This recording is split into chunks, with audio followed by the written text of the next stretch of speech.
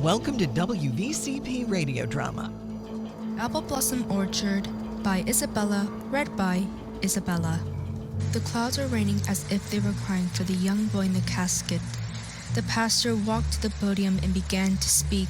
This is a sad day for all of us, but as Onyx once said, Shun may take our soul, but this will only be the beginning for a new chapter. A mother's wail cut off the pastor's speech, her husband trying to console her. Sorry. He apologized to the pastor and everyone else. A man stood and said, No need, this is a sad day for all of us. It's just hitting my sister worse, due to this being her own son. The pastor nodded in agreement and walked towards the mother.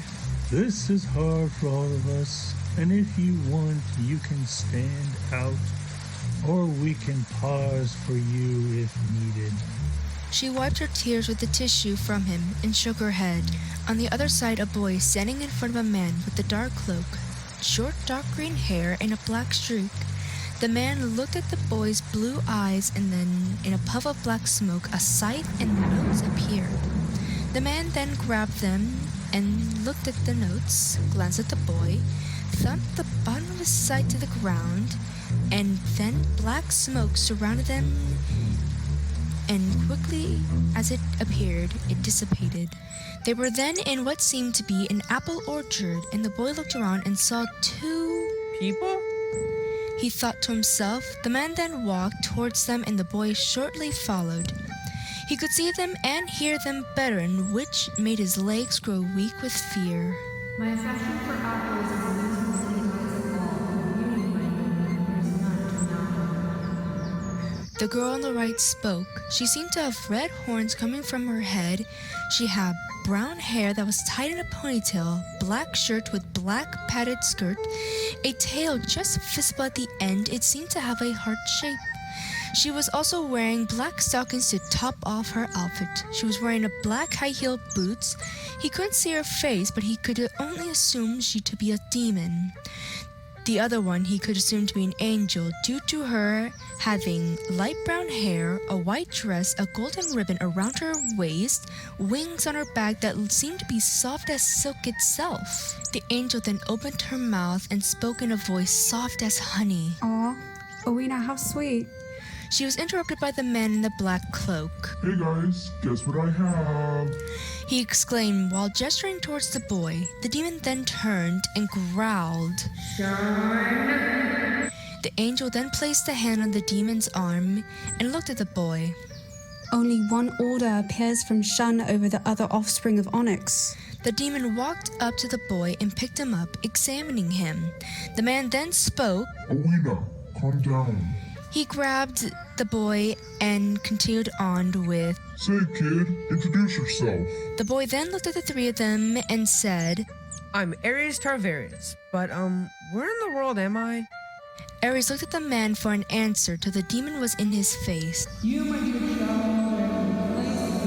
She then got spooked when the man came up from behind her and concluded with, We call it the Apple Blossom Orchard. The demon jumped forward, turned and shouted. The angel got between them and said, somehow calm, Owena, be nice. Shun is trying to do his job. The angel then walked up to Aries, bent down to meet him eye to eye, and said, Sorry about that, Aries, but Owena is the demon, and they can be violent. Shun is also known as Death, but they like to be called their real name. Well, my name is Mewan. I just don't like to talk much since I'm new to this. Once she was done, Shun then looked at his wrist and exclaimed in a fake loud voice, Oh dear, look at the time. I must thumb through my files to mark off Mr. Travius from the living world. Aries then looked at him, shouted in fear. My what? Time? Owena also seemed to be protesting against Shun leaving the small child behind. Do I look like a babysitter to you? Minwin then shouted. Owena, collect colleges of cats to calm down. Aries could only stand there and ask himself. Is this some kind of cruel joke? Then black smoke appeared around Shun while he said, Oh, I see what's happening here. and vanished. Owina tried to grab him but only waved the smoke out of the way. If you wanted to go to heaven or go with Owina to hell, where would you go? Aries spoke without even thinking. With you, since you're nice to me. And Weena kind of scares me. Owina's tail then flicked to one side and said in a cocky tone, Why go to heaven with all the fun you want in hell? Aries and Minwin shared the same expression. Owina then laughed nervously, then said, Alright, fine, if I want a child to ruin thousands of years of hard work. After some time, Shun appeared in black smoke and stuttered the word, Hey, guys? but was cut off by Owina. Just spit it out, man. Shun then rubbed the back of his neck and finally said, Well, this is the wrong kid, turns out. Aries, Minwin, and Owina then shouted at Shun. What do you mean? Shun coiled back and finished with, But I found out his parents have already buried his body, so he might be living, staying with us. Owina crossed her arms and asked. How long? Minwin asked in confusion. How long will you stay with me? Because we do not know what can happen if the soul is staying with us for too long. Owina said, walking towards Shun. Aries then spoke. I could just stay here in the orchard if that works.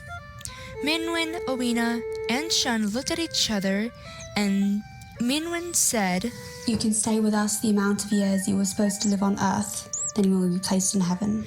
Owina then opened a portal to what seemed to be a living room. Shun walked in first, then Owina, while Minwin extended her hand to Aries and walked into his new home. Welcome home, little one.